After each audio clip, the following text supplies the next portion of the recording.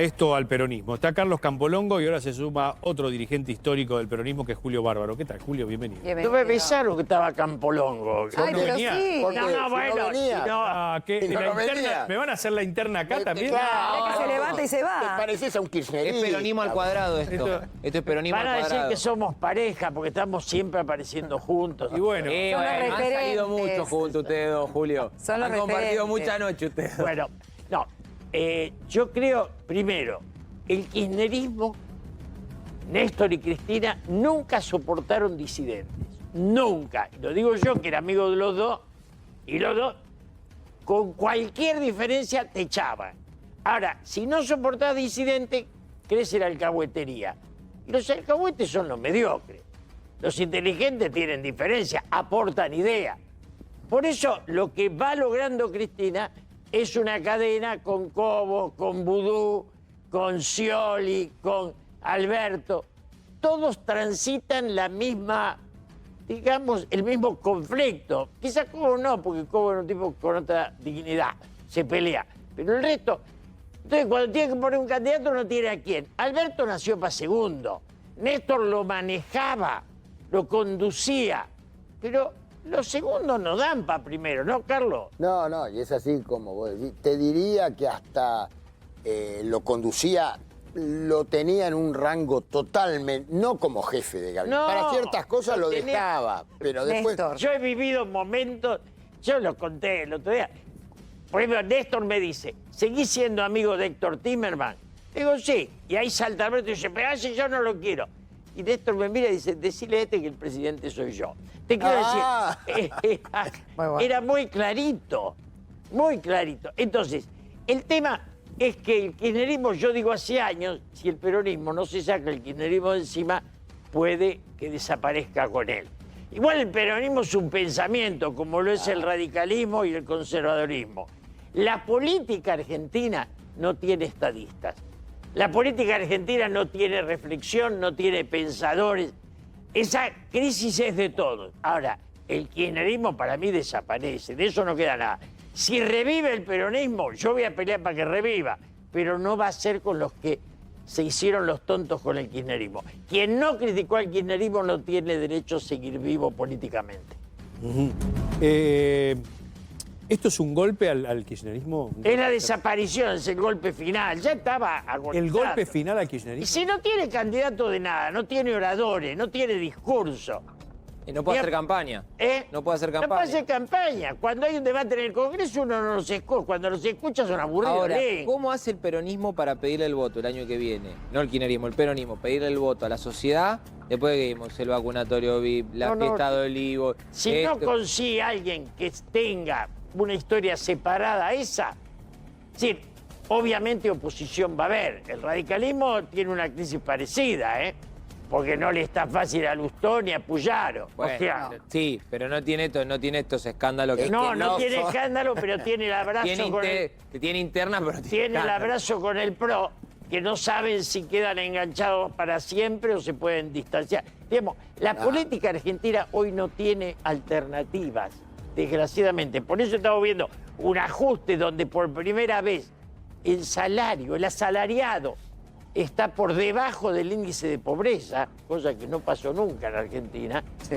Y el rebote que nos dicen que va a venir, nadie cree que venga. Viene Entonces, tardando, porque venía a mitad de año, estamos ya a agosto. Es como el general Julio, Alay. estamos en agosto. ¿Te acordás del no lo general puedo- Alay? Va llegando, va llegando, Yo viene llegando. le quiero mostrar a Julio Bárbaro el tuit de Victoria Villarruel para ver que me ayude, él que también es un viejo dirigente de la política, del consenso. Quiero que me ayude a digerir esto, porque la verdad es que Estás enojado. Estás enojado sí, con porque la verdad que Sí, te No, indignó. pero con razón. pero yo entiendo que hay que ir hacia una mejor sociedad, hacia una mejor clase política, hacia a ver, a una Argentina para todos. Yo no sé si esto ayuda. A ver, Lo leo lo que dice Victoria Ahí lo tenés Villarruel. grande, Tuiteó, mirá. la entrevista de Fabiola no significa nada para los que vimos morir a nuestros familiares y no pudimos verlos y enterrarlos como se merecían. Disculpen si mi sensibilidad no es la adecuada, pero luché contra el encierro y a mi padre lo perdí por los protocolos de cuarta de ese gobierno de gente repugnante. Perdonen por no sentir lástima por los 21 viajes de placer en flota presidencial por la ex primera dama, mientras cientos de miles de argentinos, de pymes argentinas se fundían. Pido disculpas por no empatizar con los $36.000 que el pueblo argentino tiene que pagar de su bolsillo para la custodia en España, mientras miles de mujeres en contextos de violencia peores no tienen ese privilegio. Perdón por no aceptar más la hipocresía y mirar para el costado. Dejen de subestimar a nuestro pueblo, tuiteaba hoy temprano, me parece que fue, ¿no? Victoria Villarruel. La vicepresidenta de la Nación piensa así, Julio. Yo no estoy de acuerdo, no creo que sirva para hoy esto. Conozco el pensamiento de ella porque le presenté un libro a los 12 años. ¿Ah, sí? Sí. Me pidió que le presente un libro, lo leí, en un libro en el cual coincidía. Yo siempre sostengo la teoría de Todorov, que falleció, pero era uno de los grandes de los derechos humanos, que va a haber paz cuando en el mármol de los caídos estén todos los caídos, los de un bando y los del otro. Pensemos que no logramos que incorporen a Rucci, a José Rucci, nosotros los peronistas, con lo cual se exageró una visión, la cual los derechos humanos era una cosa, la reivindicación de la violencia era otra muy distinta. Yo fui diputado en un momento en que esa guerrilla era traición a la patria, porque éramos democracia. Estamos de acuerdo, pero acá estamos con una mujer víctima. No, ya sé. Y es una mujer que no empatiza. Por eso te digo, no estoy no de acuerdo, empatiza. porque empieza a dar un discurso de su historia realmente es que no rarísimo. tiene nada que ver con él. Me quedé pensando una cosita del peronismo, ¿no? Esto de si en realidad muere el kirchnerismo, el peronismo, si no es una oportunidad para el peronismo tradicional. Digo, ¿no? Este quiebre quizás en el kirchnerismo, se ve a mucha gente desde el kirchnerismo repensando qué pasó, a quién tuvimos de candidato. Si el peronismo tradicional no tiene una oportunidad. Yo fui diputado en el 73, disfruté de un parlamento de lujo, porque éramos hijos de la rebeldía, de la persecución. Después vinieron los hijos de la alcahuetería, que tienen que leer los discursos. Digo, es otra cosa. Y yo me acuerdo que el diálogo entre el peronismo, el radicalismo, los conservadores, la Argentina necesita un gran encuentro político. Y en eso sí, Mariano, estoy de acuerdo, que esto que plantea la vicepresidencia no sirve a ese destino. Fabiola Yáñez, hablando del tema de la derrota política. A ver. En algún momento lo vimos al expresidente explicar la reunión en Olivos que indignó a muchísima gente en pandemia, responsabilizándote. Sí.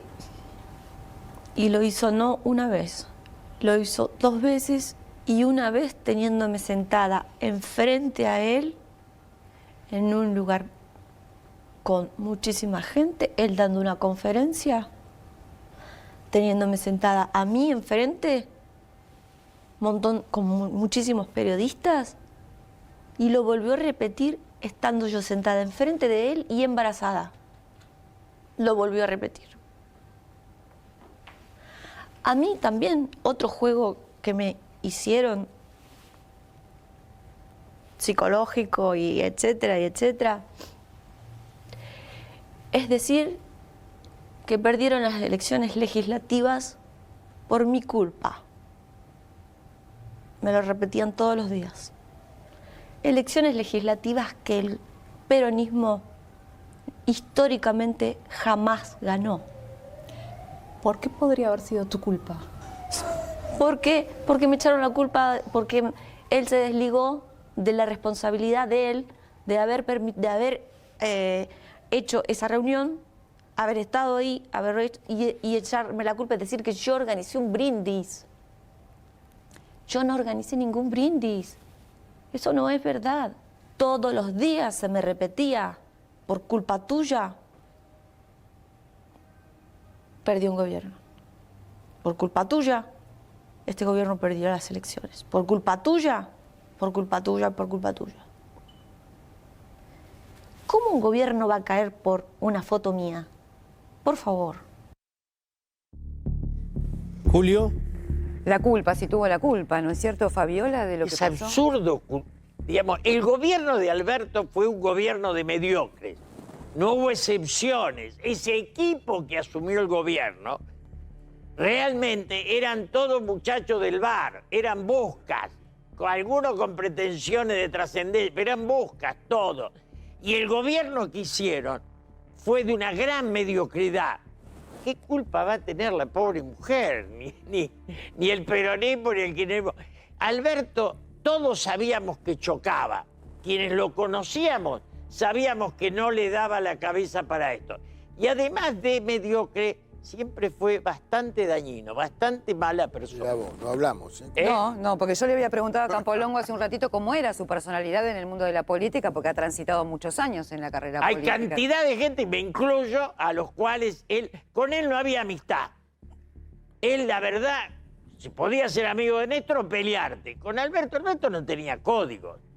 Y no los tuvo con nadie. Por eso hay unos cuantos que festejan su crisis, unos cuantos, una fila larga. Ahora, el gobierno de él fue un gobierno de mediocres. Fue un gobierno sin política. Los discursos de él daban vergüenza. Él le sacaba el sentido a la palabra. Y eso lo vimos todo, ¿no? Terminabas de escuchar, no sabías qué dijo.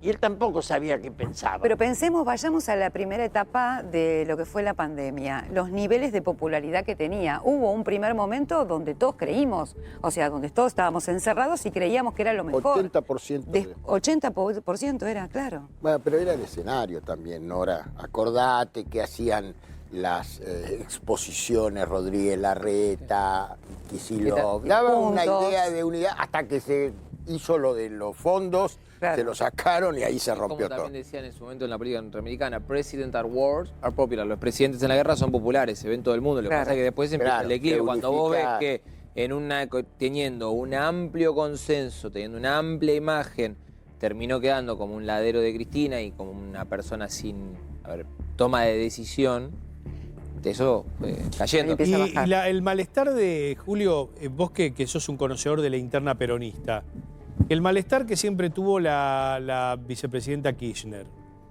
¿fue por el tema económico o es porque conocía todo esto de Alcoba, ¿no? Las chicas que entraban, los videos, el adulterio, la violencia de género? Ella elige, decir, con ella no se puede convivir. Lo digo yo, que le cociné, que fui amiga, que le invité a cenar con Lilita Carrió. O sea, tengo historia con ella, Con Cristina. con Cristina.